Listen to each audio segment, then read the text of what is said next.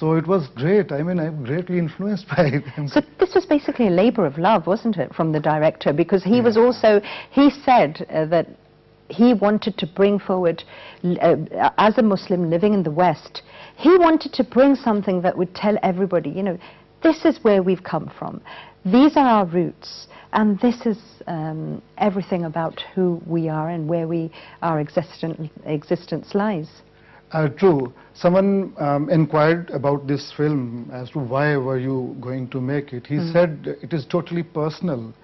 He said, I am a Muslim and I get surprised when I see that there are about 700 million people who follow this religion. Still, very little is known about this religion to the West. And I just want to tell the West that the origin of terrorism is not, Islam is not the origin of terrorism.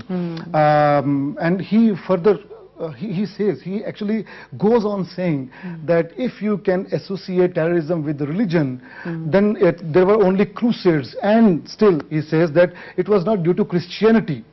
Christianity is not the origin of the crusades. Actually, Christianity was used by some misadventurous people who wanted to use religion as a shield, or as a you know, it was the persona of political motives. Yeah, exactly. There were monetary, there were territorial, and there were other you know, persuasions. So he said that Islam was not the origin of terrorists, and this is what I wanted to tell people, that Islam is the religion of peace. And this is the message actually, and through this film I wanted to convey this very message, that Islam is the religion of peace. And Shabnam, you will be surprised to, you will be happily surprised to know that this is exactly what Karen Armstrong also did through her book. He said that she wrote a book with the title Prophet of Our Time, Muhammad, the Prophet of Our Time.